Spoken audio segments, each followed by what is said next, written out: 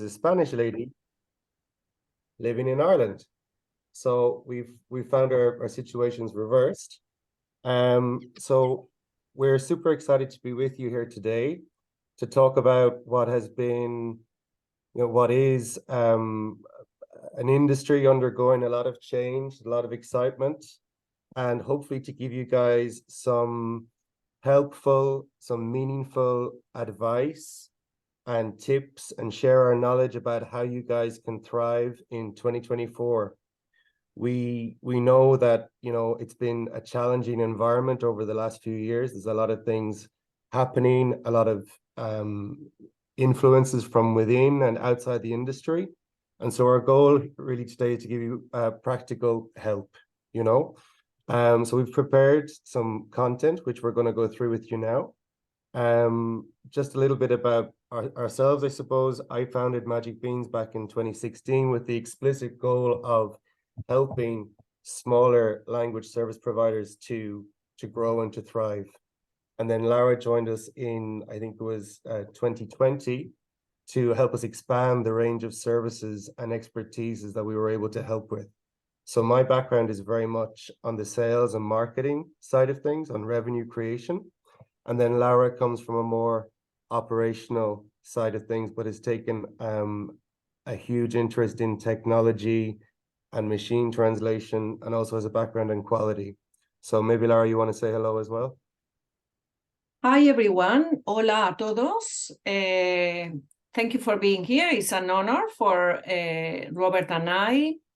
So we have an hour to do the presentation, and then we love you to ask questions or make comments or share, whatever you think you can.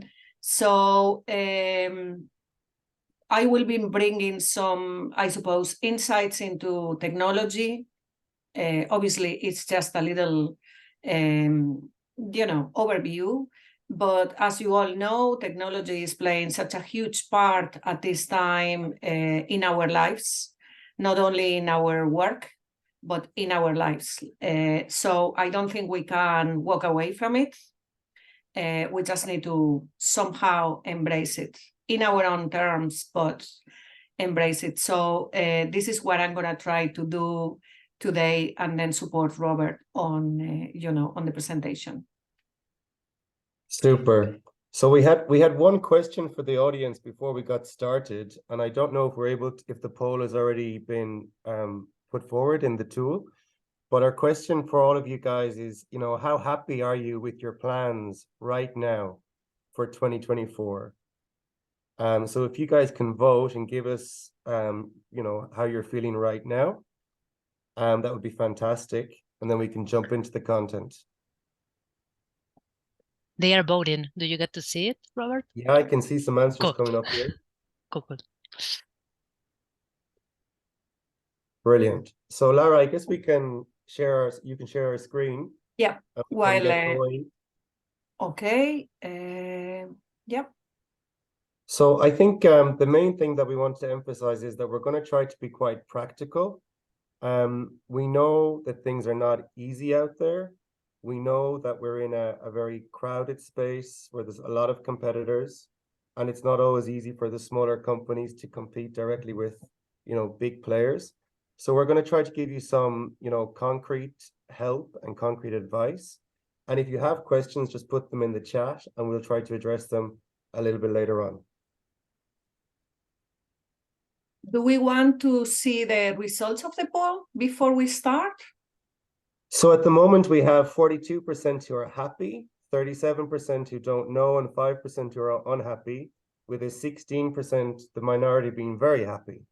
So I think a lot of people are kind of not sure, with some people being happy already. Okay. It's not a bad picture in any case. Let's see if we can improve it, huh? Maybe it's that famous Argentinian optimism. I was thinking about that. I was thinking about exactly that. Okay, so I'll start moving the slides, right? Yeah.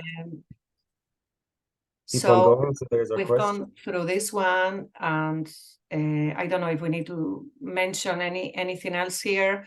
I'm sure you are gonna get the slides, so we'll leave it for you here. So Robert, this is the first one for you, isn't it? This is just our summary slide. So actually we've put in six topics in total. And, you know, again, the emphasis here is on being practical and pragmatic and helping you guys do some achievable things, basically, which we believe are very important for your future success. So we'll go straight into the first one, which is recognize that tomorrow will not resemble today. So, you know, if we think about this year, right? The first thing that, not the first thing, but an important thing, I suppose, that we all would say is when AI arrived at our doorstep. You know, we can call it maybe democratization of AI, with especially OpenAI making it open source. They want to improve humanity. That's their goal, apparently. I don't know if they'll manage or not, but certainly they have made it open source for everybody. We have some conflicts in the world that are worrying. You know, we have to focus on this. Could maybe be a source of revenue for many people. We have to focus on climate action, disinflation and slow growth in general. And then you guys have, as we know, high inflation and a new government. So a lot of balls in the air, I suppose. I asked AI, an AI application to, you know, to do a representation, visual representation of AI at our doorstep. And I got this, which I think, well, I got many things, but this was the one I thought it was the more appealing, I suppose. So I think we are ready to say goodbye to 2023. And let's think about the new year, you know, que será, será. According to financial predictions, and of course, we all know that predictions can change, but in general terms, it seems that the growth next year might be slow. We might need to wait until the following year, 2025, to see more stability and better outcomes. We pretty much can, I suppose, confirm that AI will be implemented in many digital applications and industries, right? So 2024 could be a transitional year, a year to take stock, restructure if it's necessary, and maybe embrace new technologies. So this is just a graphic I got from the Organization of Economic Cooperation and Development, just to see, you know, the predictions. And it does look like, you know, the 24 might be a little slow, but then things get better the following year. So let's focus on that, I suppose. So I suppose, like, if we think about it, you know, by the end of next year, the world might be a different place in many ways. So again, with our focus on that, maybe let's see how we can prepare for this, and you know, what may look different next year. So I just thought that why don't we ask AI? And okay, this is a little fun exercise. I don't know if many of you, and maybe you can just show hands, have actually interacted with AI in any way. If anybody wants to say yes or no, or show hands. Betty says yes, yes. More people saying yes. So you are all kind of getting ready and getting curious. Okay, so let me just move this for a second, and I'll go here. And earlier on, I asked Bart, which is content recreation tool by Google. I said, so give me some predictions for 2024 for the translation and localization industry. Okay, this is not an oracle. This is just a model based on, loads of data that has been, fed on.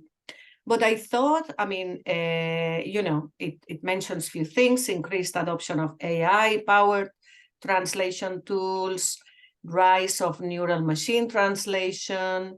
But there was one increased demand for multilingual content. I thought there was one that resonated with me actually, which is the rise of the global localization specialist. And this is something I'm actually going to talk about later on. So here it says the traditional role of translation is changing, right? Of translator is changing.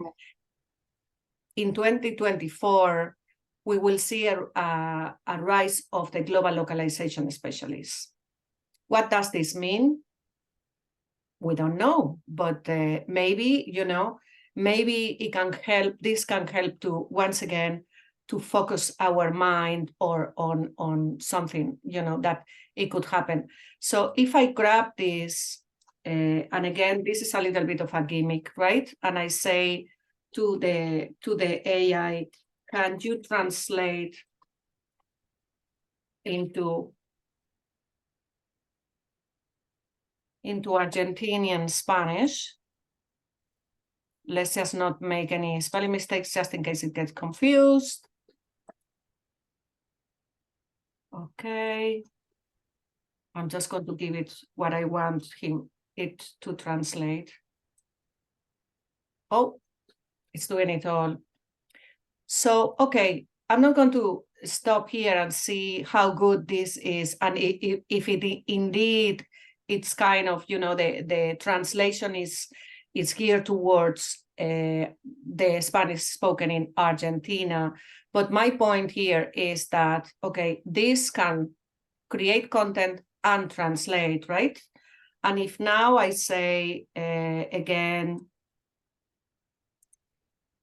can you translate it into French, into Russian and French?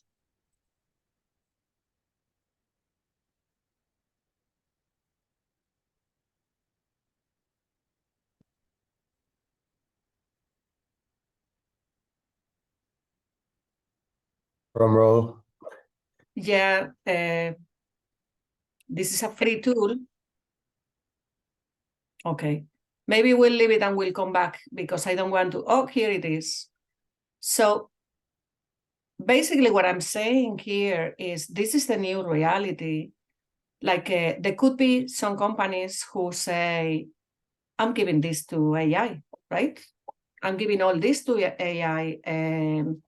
What do I need translation companies for? So obviously we need to up the game. So any comments on this? Okay, I'll move on.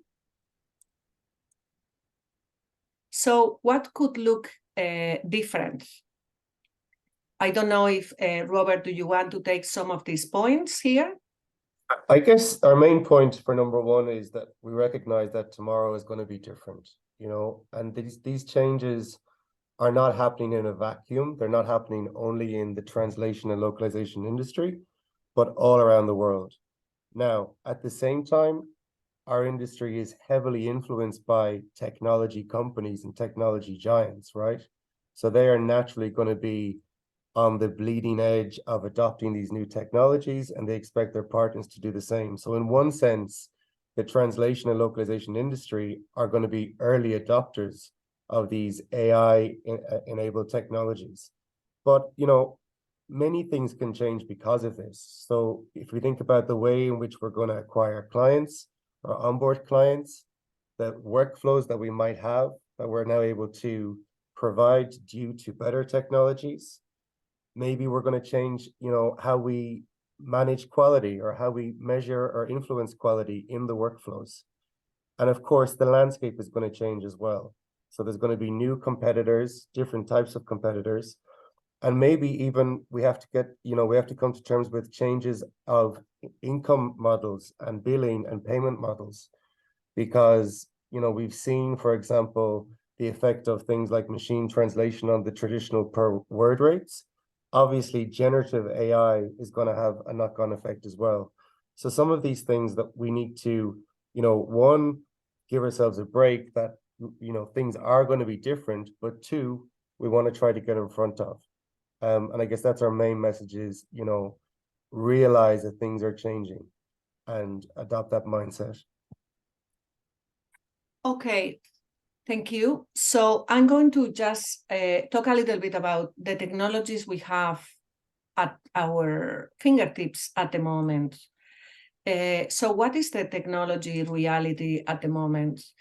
I mean, the localization workflow as it is already an overcrowded space that involves different steps performed normally by different agents and using already complex technical solutions, sometimes several in the same workflow. So we already use a lot of technology and our processes are very complex.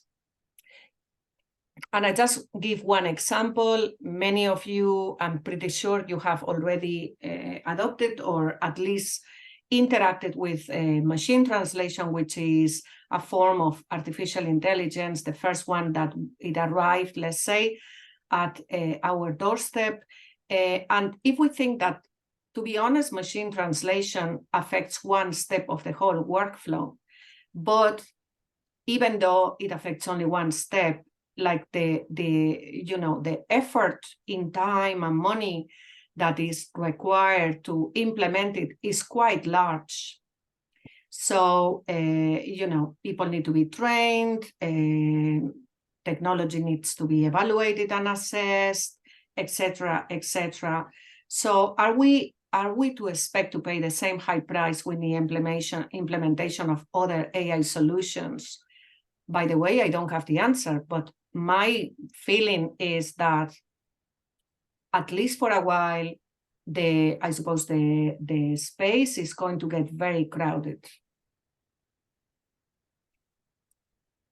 So just to give an example, MTAI providers develop new solutions and services to satisfy their users in a high competitive environment. So at the moment, we see a very ongoing dynamic solution. Sometimes these new solutions are not available to users through their CAD tools connections. And this, I don't know if anybody has experimented or experienced it, it's a problem, or it can be a problem. So I'm going to give you a few examples here, just random, by the way, just things that I know or I've used, etc. So for instance, Sistran decided a while ago that they wanted to get more competitive. So now they have this Translate Pro that, for people to do their own building of models. But of course, to use it, you need to have a connector with your CAD tool. Globalese, for instance, they've decided, which I think is very interesting, and everybody's going to do this, to actually boost their own customized engines with AI, with other forms of AI, let's call it LLMs. Custom translator, for instance, they offer ready-to-publish models in different domains at a cost, of course. For instance, if you work in the legal domain or financial domain and you want something that is already built for that domain, they can offer it to you.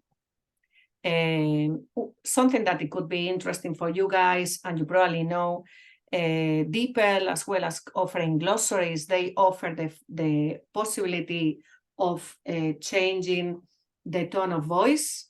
So from formal to informal, this is sometimes it helps a lot in the post-dating effort, but if your CAD tool doesn't allow for this option, then you might as well not have it. And finally, again, Amazon, can be trained with parallel data, but as far as I know, no CAD tool has a connector with this option of Amazon, because the way they do it is very complex. I see a comment. I don't know if anybody wants to read it, just in case it's a question or a comment. That was just me telling people they can add their questions. Okay. So basically, this is the reality. We have all these AI, empty AI providers, doing more and more things. And then, of course, opportunistic companies come along and say, don't worry about not being able to connect with any of these potential providers, because we provide a connection for you. They might do some other things as well, but they are like the middleman, of course, once again, at a cost. So, again, as you can stack the connectors or the providers that connect on top of the providers of MTAI. And then, of course, now this year, new possibilities of AI have appeared in the market, which are not specific to machine translation. We have model front and TAUs offering quality estimation, which I think is an important thing we were all waiting for. We have, I think this is OpenAI offering automatic transcription, so speech to text that can be done automatically. We have AP Portugal offering synthetic voices, synthetic media for voiceovers. And as we've seen, we have Google saying, okay, this is my little content creator that you can use to create content and to ask questions and also to translate. So basically, only just by looking at a very small section of our reality, we just see that it's super crowded. There are so many options, so many possibilities, so many ways of doing things. So basically, we just say to you, let's stop for a second, because I think in this reality, especially when we go to platforms like LinkedIn, where there are so many vocal people talking about, maybe in this case, AI, it seems that everybody has already adopted it. Everybody knows absolutely everything about it. And I think there could be a little bit of a frantic, anxiety about, oh my God, I need to adopt it. So I would say to you, just stop for a second and just think how, if indeed you are going to be implemented new technologies, just do it in a kind of calm, strategic way, because more and more technologies are going to come to our reality. So make the right decision when it comes to implementing AI. Obviously, what I would say is, before anything, I would ask why. Why is it that I'm going to implement this new technology? Can I identify a potential workflow or service that would benefit from an overhaul? If so, why? Which element is not working? Is it too expensive? Is it too time-consuming? Is it too difficult to find good resources to perform the task? For instance, one of my clients said to me the other day, they do voiceover, and sometimes they find voiceover talent, expensive or unreliable, difficult to find. So for some particular videos, can they use synthetic voices? We are investigating this at this moment. So definitely be systematic. I always am a great believer of kind of KPIs, always to have a systematic approach to implementation. What is the price and the implementation time? Is it going to help providing a new service? Does it align with company goals? And if at all possible, you know, I would really think if you haven't done it yet, to introduce the testing and implementation of one AI solution in your goals for new year. Okay. Yeah, so I think our second main point is really to narrow in on those goals. Let's be realistic. We're all busy people. You guys have busy companies. You're keeping people employed. You have orders coming in every day that have to be dealt with. So it's not going to be possible for us to do everything all at the same time. As business owners or as business managers, we need to decide, look, what's really gonna be represent success for my business in 2024, recognizing perhaps that it is going to be a year of change, right? So it's not going to be a typical year. And even with things like MT, okay, we see a lot about AI and all of these new technologies at the moment, but in the past, we've also seen that MT has taken longer than we thought also to implement within the industry, So again, as Lara says, we do need to keep calm and really define what we're going to focus on as business managers in the first half of 24. So if we think about what represents success for your business, this might be something as simple as maintaining your existing revenue, maintaining the existing relationships that you have with the companies that are sending you work at the moment. It might be doing a proper audit of identifying where we stand at the moment. How much of my revenue is coming from LSPs? How much of it is coming from direct clients? It might be a case of making sure that I have the right people on my team and that those people have sufficient time and energy and resources to dedicate to some new priorities or some new initiatives. So again, you can't do everything. Like you can't give yourself a list of 10 initiatives and expect to be successful. Our recommendation would be to pick maybe 2 or 3 high-level initiatives for the first half of the year, and then define, okay, what does this initiative mean? What am I trying to achieve? How am I going to provide resources to make sure that we make progress? And how are we going to measure that progress? So if you want to move on to the next slide, Lara, I've put a couple of examples there. So we put in 4 sample things here. So, our initiative could be linked with maintaining existing revenue. So the goal for that could be, I'm going to try to maintain or grow our existing revenue. We have to give that responsibility to somebody or a team of people in the company. And again, for each initiative or objective, you might have a group of people who are instrumental in moving that forward. So there might be a steering team or a steering group or a pursuit team when it comes to moving things forward. So you might have a stakeholder from management, from sales, from a production, etc. So for example, for maintaining revenue, it would be very important to have regular conversations with our existing clients, ask them what they're doing, ask about what you can expect from them in the next year.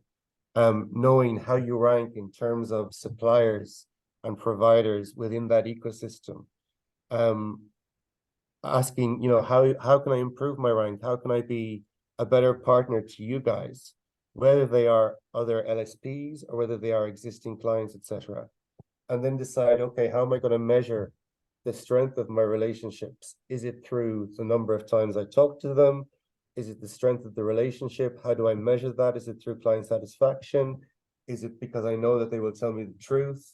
Is it because I know that I can trust them, etc.? So you need to define how it is you can measure those metrics. Another focus area might be, for example, to have a very clear view of our financials. It might be that I want to have a very clear understanding of my current situation, my gross revenue, my gross profit and net profit, and identify, what is the standard that I need to maintain going forward if I'm going to maintain the employees that I have, if I'm going to maintain the people that are dependent on me, I think getting in front of the numbers is very important. And of course, we've all seen how easy it is to spend additional money these days with, things like applications or tools, or, there's so many solutions out there that are available as software as a service. All of these things creep in. So again, in terms of finances, the goal might be to also experiment with different models. So if I'm going to be approaching direct clients, for example, am I going to charge them on the per word model, for example? Or am I going to come up with something else which might be time-based or value-based? And then how would I calculate my profitability on that? So these are things that we can get in front of. But again, you can't do everything at the same time. So pick a couple of them and work out how you're going to measure them and how often you're going to report back on them. Laura, did you want to chime in on one of these? Yeah, I wanted to mention, I suppose, a little bit about, just to follow up on the technology, as I mentioned before, if you have decided to maybe to test and implement a new technology, and I will talk about, this newly assigned AI tech implementer or evangelizer. You may have it you may have this person in your company, you may not. If you don't, I think you should allocate somebody to this role. So there's going to be, as always, like, sometime they need to, I suppose, to have to test the new technology. But certainly going back again to the KPIs, I mean, for me, one of the most important things is connectivity. Like if things are super useful, but then don't connect between each other, you may be wasting a lot of time trying to do workarounds. I've seen it happening. So I'd rather use something that it might be of good quality, but not as, great quality as the other thing, if this application connects with my workflow.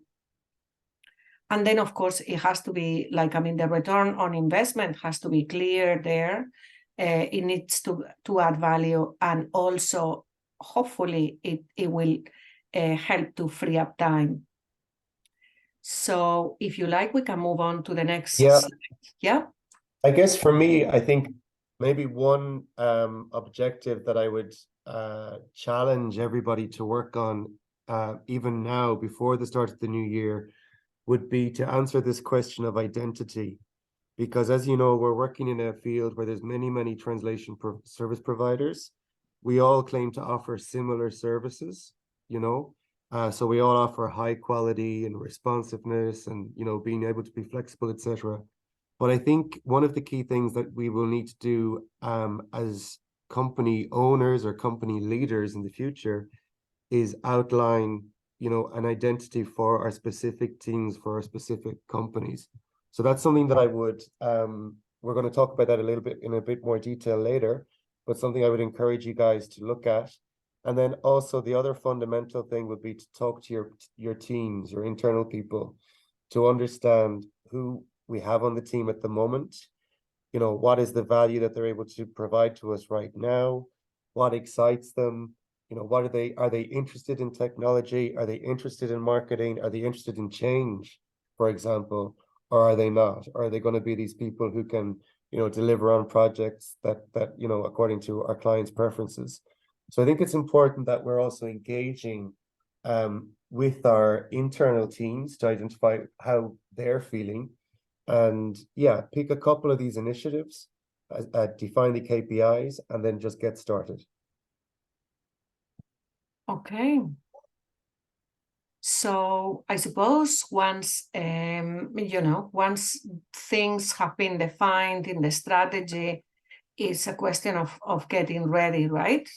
And here, I suppose we've chosen like three sections. One would be people who are so important for you, technology, and actually quality related to technology in this instance, actually. So if we talk about people, I want to focus on two things, two aspects, I suppose, So there's a need for having I call it tech evangelizer. I know it sounds a bit Ponzi, but somebody who, who can implement technology in the company, and they could be the head of technology if you have such role. It could be a localization engineer, but also it could be a project manager who likes applying automation and tech solutions. We all know them. They are out there, and they can be actually, like very valuable. So, the main thing is that they are open to new technologies, right? Because obviously AI offers much more than machine translation, as we know now. And but then they should be allowed to investigate and test these new technologies. I actually, I'm sure you are, very savvy people, like try technologies that are for free there, even if it is just safely, to try to see, okay, would this work for me? But also, I suppose this is one aspect of the theme of people. But another one, of course, is the aspect of how is this, the translator role going to evolve? So it's very likely that machine translation might be very soon linked to automatic post-editing, maybe to AI-driven quality assurance, etc. But at the end of the day, we all know that our clients want quality, reliability, and security. That's really what they want. So how are we going to give them that? How are we going to assure that this is delivered? So I suppose even AI is talking about this new language specialist, global language specialist. So maybe at the end of 2024, we won't talk about translators or even post-editors. We will talk about something else. The other day, I saw a demo of, like a new platform with so many options there. It was like, for somebody, it was like almost like I don't know how to say, like a pianist, just,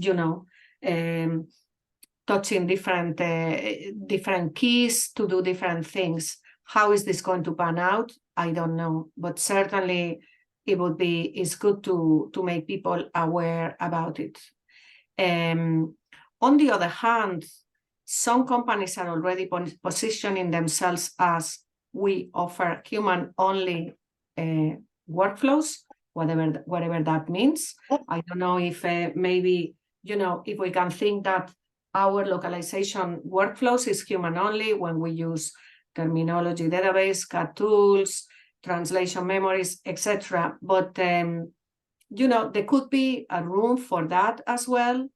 And if the opportunity is there, why not, And then, very importantly, I suppose, and like worrying about the translators of the future or the generations who are going to be studying translations or languages. We don't know how this is going to look. Obviously, the generations that are now holding the knowledge and working in the field, it would be great if they could transfer, if there was some sort of knowledge transference into these new generations. So technology, don't fear it. Most of us are carrying supercomputers in our pockets, and we love them. Embrace it, but be smart. So I just wanted to mention quality estimation. Maybe some of you have already beginning to test it or even use it, right? So as an MT practitioner, I was already inquiring about quality estimation 10 years ago. To the machine translation providers, I would say, this is great, but can we just not get like some sort of like a indication of how good this is, so that we can give it to our post editors? So it has finally, to a point, arrived, but at what cost? So quality estimation of machine translation predicts the quality of the output with the purpose of drastically reducing the post-dating effort, right? But we need to make sure that it works for our content, very important, of course. No hidden mistranslations left on the post-dated text, very important.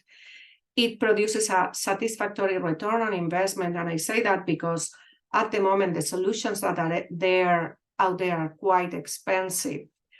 My feeling is that maybe soon, they will be lowering prices when people begin to, or some other providers begin to offer them. And also super important, once again, it needs to connect to our CAT tool or whatever tool we are using, because otherwise it's a waste of time. So I'm going to get out of the presentation again and go to my copy on my account with MemoQ. And just for you to have a look, as I say, I don't know if anybody is using it, maybe they can make a comment in the comment box. So here I have a document open about, I was doing a course with Aneti, and I have a little test prepared here. So if I go to settings, MT, I just open the settings, and at the moment I am connected with Amazon Translate. That's fine. You all know about this. I have a glossary linked to my connection. Amazon allows me to do that, which is great. It doesn't allow me, or well, at least MemoQ, sorry, it doesn't allow me to maybe choose formal to or informal, which is a pity because Amazon actually offers this. But I didn't want to go into that tab. I wanted to go into this one. So this one is called AIQE, so Artificial Intelligence Quality Estimation. And at the moment, MemoQ offers connection to two providers. One is Taos and the other one is Modelfront. I have a version of Taos. So I just put my API key and the link to the URL, and it works quite easy actually. And then if I just come here, just for you to see, okay, so if I go to this segment, here I have the machine translation, right? And then here you can see it, I don't know if you can see my pointer, I have a 95%, okay, and this comes from Taos. All right, so if I go here, let's see if I can bring it. I'm really bad at CAT tools, believe it or not. I never know how to. You are probably screaming at me because you know how to bring it to the segment. But in any case, I suppose here, there would be a 94%. This is very easy content. Actually, it's just news. If I go here, 93, etc. So you get the point. Obviously, this is great if you can trust it, right? If you can evaluate it and trust it. Double click, okay, yes, thank you. Let's see if it works. Thank you. So anyway, here it is. So I don't know if anybody has experimented with this, if they want to make any comments about it. If you do and you want to write up a comment in the comment box, I can read it. So this is Taos. They offer also customization of models, but obviously I would only absolutely recommend that if this was for a large profitable project, because they are quite expensive, the same as Modelfront. But maybe your clients wants that, right? And you can facilitate it for them. And then of the CAT tools, I think the one that has embedded into the CAT tool, once again, at a price is Phrase. So I think this is something that you are probably going to see it more and more if you haven't heard yet, because it's a good use of artificial intelligence. So back to you, Robert. Yeah, I think again, it's just about being ready for this year of reinvention. So give your team and give yourself the time to play around with things. Be curious about what's happening out there. And again, this whole question of identity, if you were starting your career today or tomorrow in this industry, what would be the company that you would create tomorrow? What would it look like? Who would you be targeting? What verticals would you want to be dealing with? You know, nothing stays the same, everything changes. So have a think about, you know, if you were starting from fresh, what would you do knowing everything that you know now, and try not to kind of hold on to legacy systems and choices. So number 4 on our list is all about knowing our clients and knowing what our role is for our clients. And obviously, I know that many of you are very interested in attracting and onboarding new direct clients as well. So I imagine that many of you will be working with LSPs, and some of you will have direct clients. We need to be realistic. We still need to pay the bills. So you need to protect your existing relationships with the LSPs, and keeping those lights on. So if we move on to the next slide, Lara, we can talk about that in a little more detail. Sure. And what we want to do is be very systematic here and identify the companies that we're working with at the moment, and identify, you know, again, whether they're LSPs or direct clients, identify who the existing buyers are within these companies, who are the decision makers that I'm dealing with at the moment, and who are the influencers of the people who are buying the services. So my recommendation is to map out your relationship across the companies, across the company functions and the teams, and then rank them in terms of where you have relationship, where you don't have relationship. It's very, very important to understand the company goals, the people of the companies that you're working with. So what is the industry that they're operating in? What is the, sorry, give me a second there, losing my place. What are the threats and weaknesses that they are being exposed to? And then to map how you can support each function. So what you want to do is basically align your services and solutions to their goals, and basically map your, sorry guys, I'm getting lost here. Map your solutions to what they need. So you can move on to the next slide, Lara. Sure. So you may already know who it is that you want to work with. You may already have a specialization that you're happy with. You need to show that you have a deep understanding of these target markets, which again will be valued by specific clients. So not every type of company is going to be jumping on AI and automation straight away. And again, depending on the type of company you go after, or the size of the company you go after, they may or may not be happy to deal with human driven processes as well. So for example, marketing content is still going to be very much appreciated with human delivery. Life sciences potentially, and legal, where you need to have a deep knowledge of the legal profession in your target country. So what we're saying is to map out your target segments and then develop a customer intimacy around these. So again, we want to think about what is our role with regard to these clients. And at the Slater conference last week, we heard a quotation which was, "You can fly a plane without a pilot, but would you really want to?"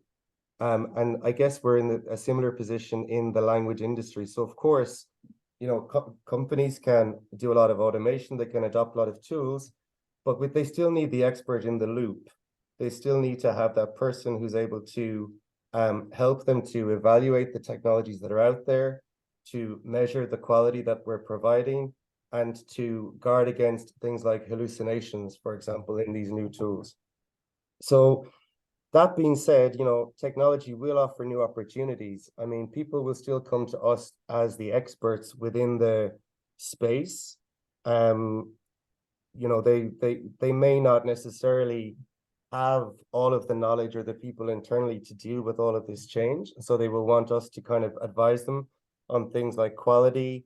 Maybe they'll ask us to put people in place. Maybe they'll ask us to provide staffing solutions for them.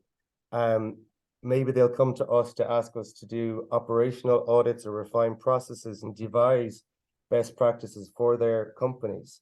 And so as experts within our field, what we have to do is basically identify, you know, okay, what is the reality here? What is practical? What can we implement? And basically take away some of the mystery and take away some of the noise that's out there for our clients. Essentially be the guide our clients from, you know, our perspective in the language industry. You can move forward there. Yeah. Yeah, so again, guys, this is all about customer intimacy. Because we're working in a space where, in theory, many of us are offering, you know, similar services. Customer intimacy is really about getting to know your potential clients very, very well.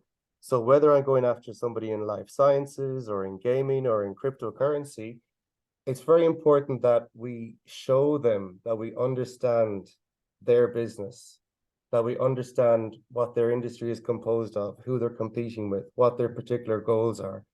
It's also important that we're able to speak to them in their language. So basically, what I'm saying is when we speak to these people, we want to mirror back the language that they use within their space.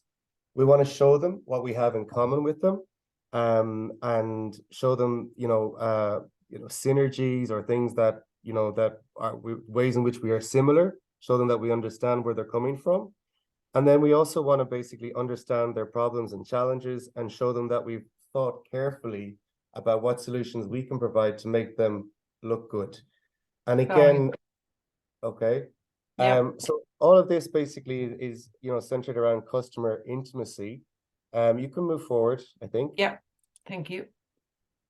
And basically, again, what we want you to do is get very granular about the information and about the companies that you're going to be going after. So essentially, what is the geography you're going to be focusing on? What is the size of company you're going to be focusing on?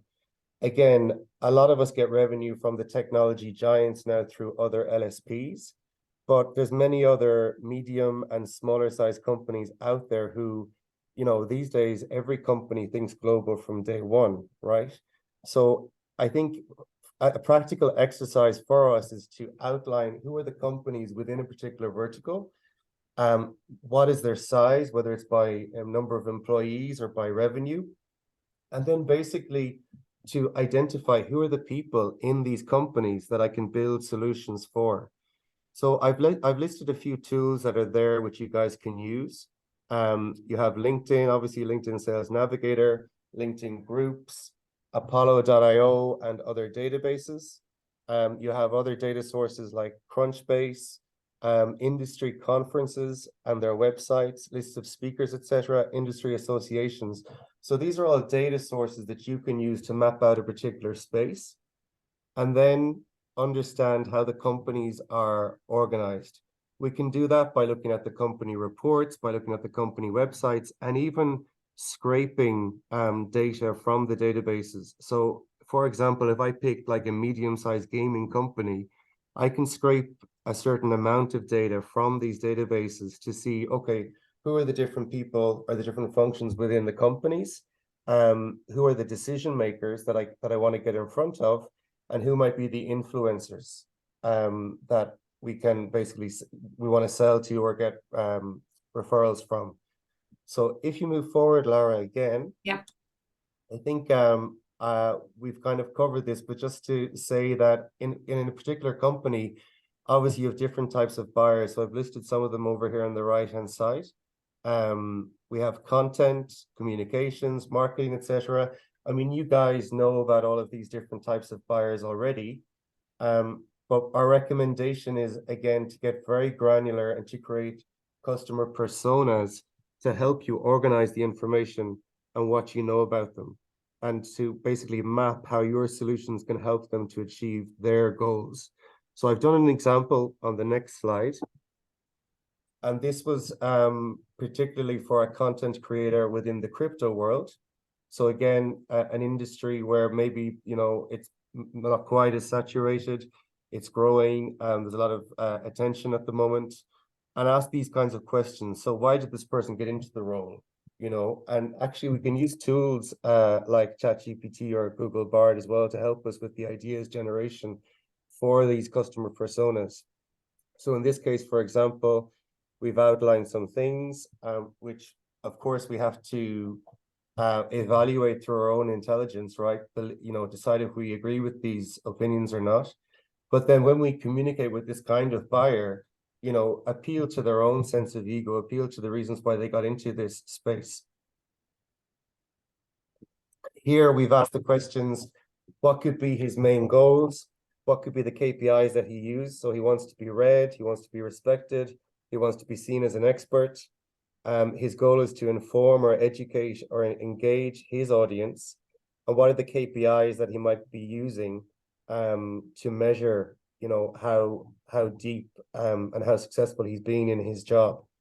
So this is an example of, I guess, creating a customer persona. And if you go on to the next page, Laura, Yeah. we have outlined some of the challenges that he has. So, for example, you know, adhering to regulations in the space, being aware of the regulations in the local languages, for example, writing for a global audience. Is the content that he's writing suitable for a global audience? Does it need to be adapted, etc.? Building a reputation. And then we can map out the services or the solutions that we can offer as language specialists. So whether it be translation, content creation, again, you guys know the services that you're able to provide. And so when we talk to this person, then we talk to him in terms of, you know, expanding his reach. We understand your role.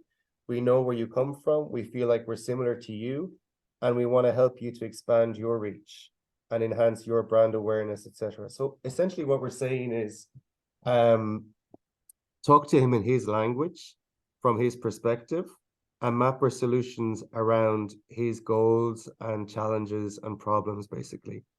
And of course, at the bottom here, we've mentioned what are the opportunity costs, for example, if he does not use my solutions. So all of this, guys, I believe is really important. And, you know, before you kind of start talking to these people, I think it's important to map all of this stuff out so that you're well prepared, basically. And this could be one of the key areas that you work on in, you know, the earlier part of next year. Okay, so thanks, Laura. So this is an image which Laura basically provided for me from generative AI as well. But essentially, my advice is to go for marketing first and sales second. And I know that we're all keen to identify new prospective clients. Sorry, was there a comment there? No? But essentially what I wanted to do was kind of explain to you guys that selling in 2023 or in 2024 has never been so complex. There's so many things that we need to do in terms of identifying data sources, scraping information, segmenting like we've talked about, getting data, doing research, doing this mapping and needs analysis. All of these things that salespeople have to do that is super, super time consuming. We know that it takes 5, 6, 7 times for a salesperson to reach out, whether it's by phone or by LinkedIn or by email, to get someone's attention. And so there's so many things that need to happen even before we get a person on the line and we can do proper discovery with them. So selling is very, very complex and expensive at the moment. Traditionally, we try either salespeople are very expensive when they're more experienced, or we try to get them cheaply when they're less experienced. And we ask our least experienced people to do something that's very, very difficult. So my recommendation is actually not to do this straight away, to pause, take a step back and focus on the marketing message first of all. So focus on who we are and what our value proposition is going to be. So if you can move on to the next slide again. Yep. So as we say, selling has never been so complex. Marketing fundamentals remain the same, but the channels and the methods that we use to reach these people have changed, as have their customer journey and expectation. So if we think about the basics of marketing, again, we're talking about the product, the place, the promotion, and add in factors like the people. So again, having this value proposition, this sense of identity, the sense of who we are at this moment in time is super, super important to get right and to have this differentiation very, very clearly defined.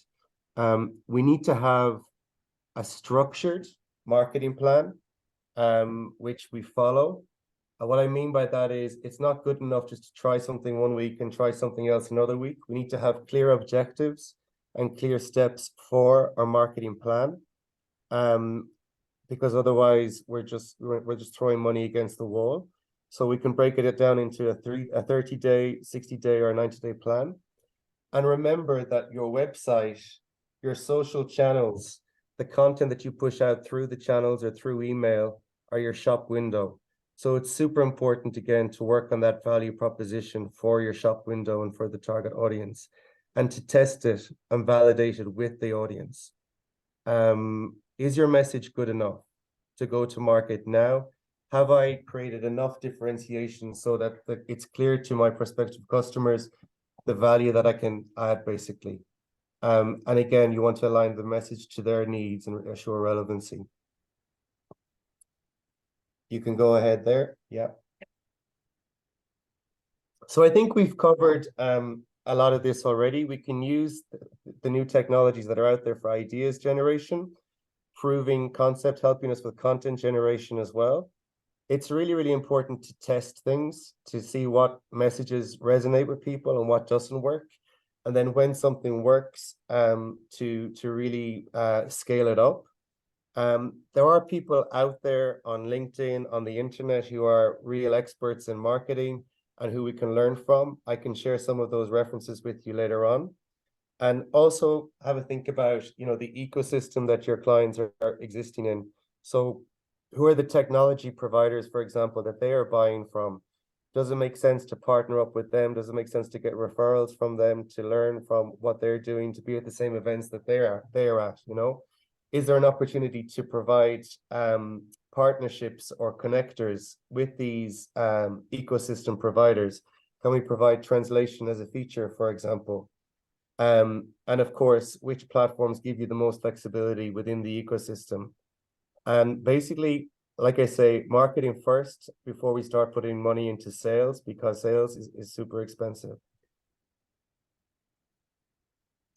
Just a few then content tips to leave you with when you're creating your content. So my recommendation is to interview your existing clients and maybe try to interview people that you're not currently working with. Understand what interests them, what they care about, what their frustrations are and what their struggles are. When you're creating content, always prioritize helpfulness. So Google and the search engines will rank your content depending on how helpful or useful it is. And this is also how your prospects will evaluate your brand and your messaging. Be aware that you need to have different types of content for different stages of the buyer journey. But again, that the basics now probably are covered by things like AI and your competitors, right? So translation 101, what is translation, what is localization, is no longer going to be good enough. What you want to do is provide more value-adding content for specific buyers in your specific verticals. When you do create content, our recommendation is to reuse it across multiple channels and multiple deliverables. So if you write a blog, it can be split up into different social posts. It can be turned into graphics. It can be, you can create podcasts or videos, and basically using it in as many different channels as you possibly can, assuming, of course, that you're happy with it. And measure effectiveness again by the KPIs that we had in the previous slide. So an example of KPIs for awareness might be the amount of time that people are spending on the website, or the clicks or the reshares that you get. And the number of qualified leads, for example, might be measured by, the number of times people ask for a meeting or ask for more information, for example. And of course, being consistent and doing this stuff on a regular basis is key. So those were our 5 items. I don't know if people have some questions already. We've put in another slide here, with some quick wins, which we can go through as well. But of course, if you have some questions as well, we want to, you know, where we've a limited amount of time, so we'd love to get some of your questions. While we're waiting on those, obviously talk to people in the industry, ask the do's and don'ts, to avoid common pitfalls or wasting your time or your energy or money. So you can talk to experts in technology like Laura, in MT, in vendor management, in quality. We may not necessarily have all of the answers straight away, but we can tell you what not to do. Also, I guess what you guys are doing here, and I can see you guys are very collaborative already, but talk to your colleagues. What is the appetite for collaboration or partnerships or shared investments or investments? Shared trainings or investments. And I guess, you know, above all, try to get the fundamentals right. Try to get the right people on your team, get the right value proposition for the customers you want to go after, and keep an eye on the financials. Laura, I don't know if there's anything you want to add here for the quick wins. Well, for me, from the point of view of technology, is what I've said. I mean, I don't think you can turn your back to what is already here and what is coming, but kind of, you know, not to be controlled by fear, more do it in a calm way, and certainly thinking, okay, if I'm going to apply new technologies, it is because it's going to help me. So what section or area of what I do needs maybe some revamping or, you know, some rethinking. This is what I would do. Yeah, but definitely I would begin to test for sure. And I would actually, I do think it's important to allocate somebody to do this, because otherwise it gets a bit too spread. Yeah. So I that would guess, be my 2 pennies. Yeah. yeah, and I guess also bring your team along with you, you know, keep everybody informed and aligned. We want people working towards the same goals. Yeah. Okay. So now, do we need to do the scoring again, the poll again? We can do it. Yes, why not? Okay. Hi, can I do it? Relaunch, yes. All Thank right. you.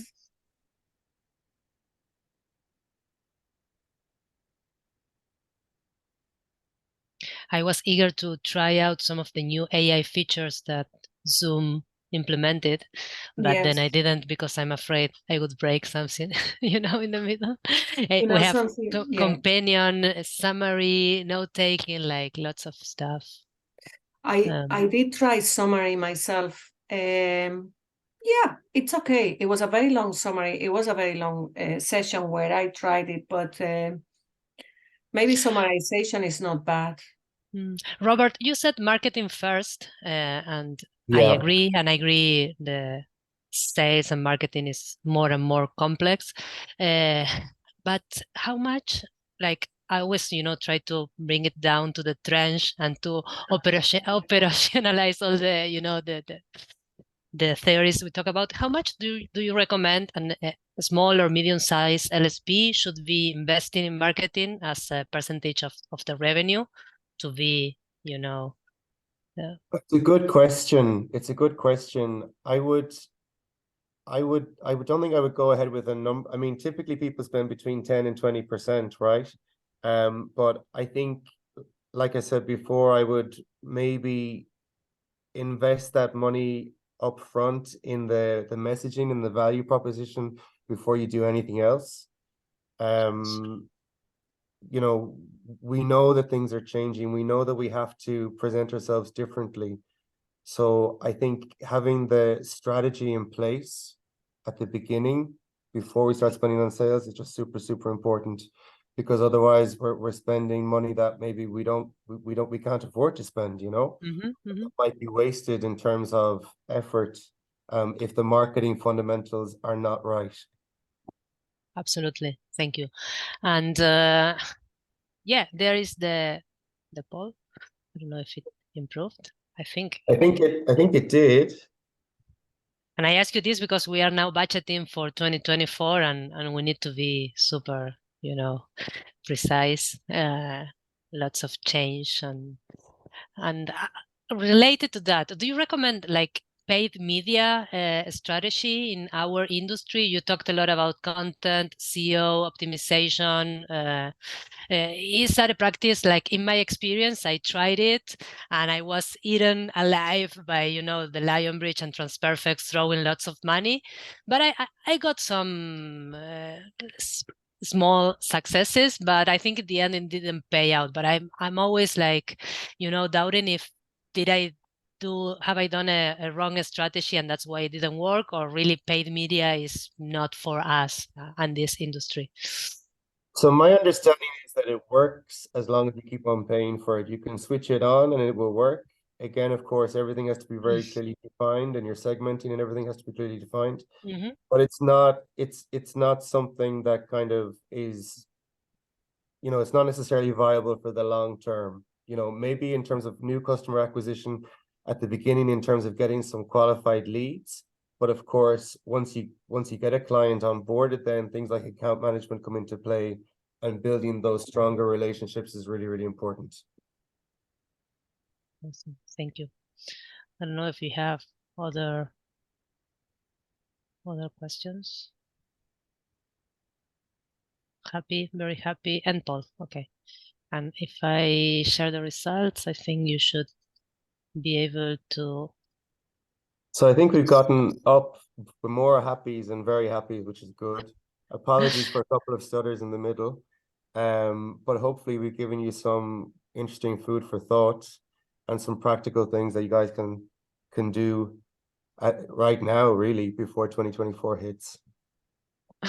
Thank you so much, Robert, Laura. This was very, very insightful. I took the liberty to share with my colleagues a Harvard Business Review article that it's totally related. It's not this topic, but it's what you lose with your new strategy. And they say that many times companies fail at their strategy because they oversee the losses from a leadership point of view, which is not underseeing what it takes for the people when we want to, for example, implement AI, and we overlook internal resistance and we don't work this leadership part, and we assume it is a technical challenge. But I think in our industry is much more. You talked, Laura, a little bit about this, and it's about our identity. We are translators. That's our identity, and reinventing and these implementations. I think it's a good article, so I recommend to you. I found it very insightful, and thank you again, Laura, Robert. We have recorded this, and we will be